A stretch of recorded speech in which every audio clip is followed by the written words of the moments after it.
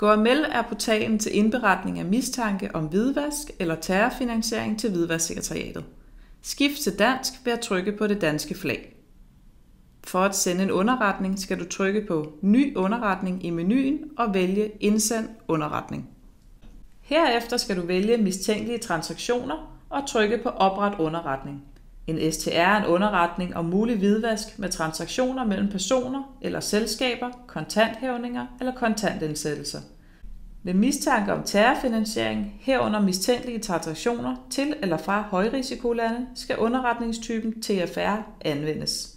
Hvis der ikke indgår transaktioner i den mistænkelige adfærd, skal der i stedet indberettes en SAR-underretning om mistænkelig aktivitet. Du bliver nu ført til forsiden af underretningen. Når du udfylder felterne, vil du se, at der er mange muligheder. Denne guide fokuserer på de obligatoriske og vigtigste felter.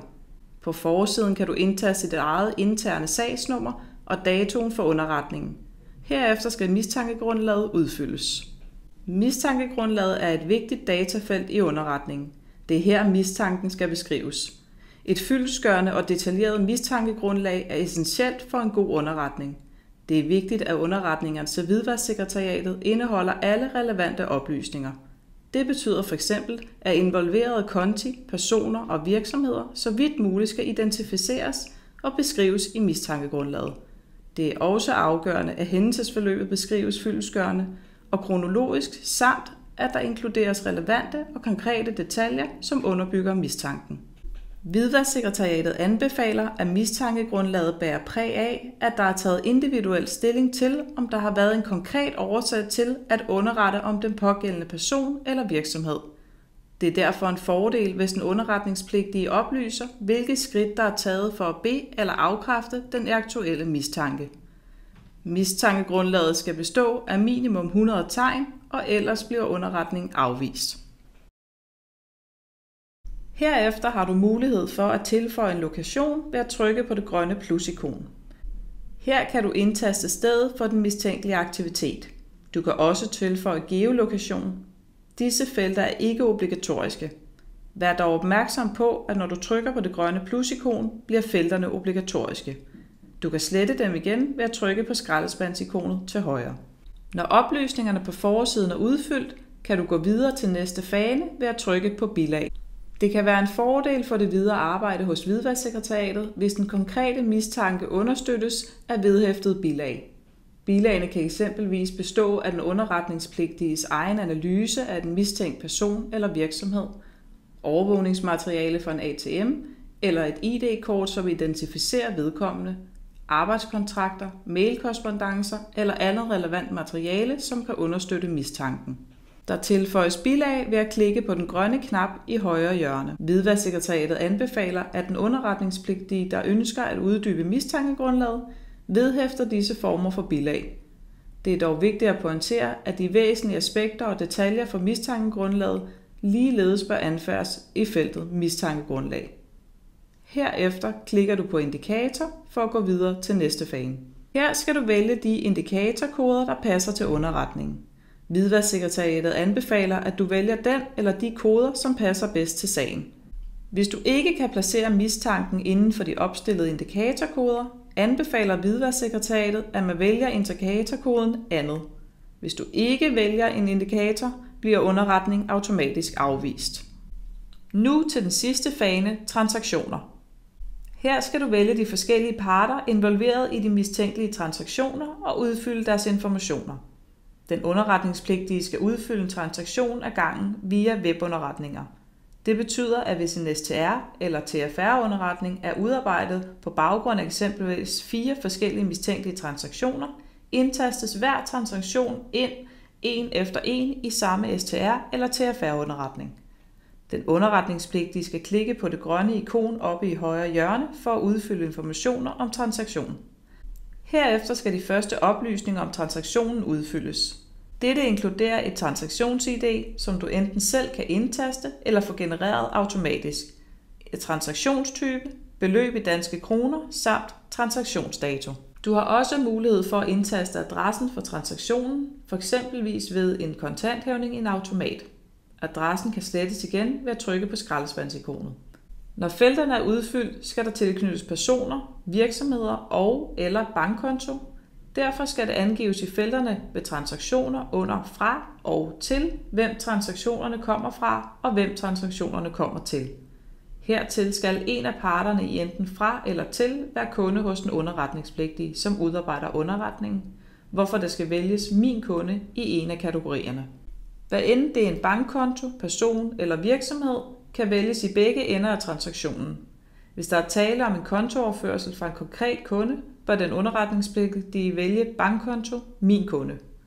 Hvis en bankkonto er involveret i transaktionen, skal du vælge bankkonto eller bankkonto, min kunde. Det er obligatorisk at udfylde bankkontonummer samt enten SWIFT eller registreringsnummer. Hvidvasksekretariatet anbefaler, at du tilføjer IBAN-nummer og kontotype og så mange relevante oplysninger om kontoen som muligt. Hvis du kender til kontoholderen, kan du trykke på Related Person og udfylde navn og CPR-nummer. Også her kan felterne fjernes igen, hvis det ikke er relevant for underretningen. Hvis bankkonto min kunde er valgt, er afdelingen på bankkontoen og valutakode også påkrævet. Hvis en person er involveret i transaktionen, skal du vælge person. Hvis det er din egen kunde, skal du i stedet vælge person, min kunde. Når du udfylder informationerne, er det vigtigt, at personens fornavn, mellemnavn og efternavn er korrekt angivet. Derudover skal du indtaste CPR-nummer, nationalitet og fødselsdato. Hvis personen ikke har et CPR-nummer, kan du i stedet bruge vedkommendes pasnummer. Når personen min kunde er valgt, er det obligatorisk at udfylde både fødselsdato, CPR-nummer og adressen på den pågældende person. Hvidvasksekretariatet anbefaler desuden, at du tilføjer yderligere oplysninger som adresse, telefonnummer, e-mailadresse, statsborgerskab og fødselssted, hvis du har disse informationer. De kan være afgørende, især i tilfælde, hvor CPR-nummer mangler. Hvis du har behov for at tilføje flere oplysninger, kan du trykke på et grønne plus-ikon.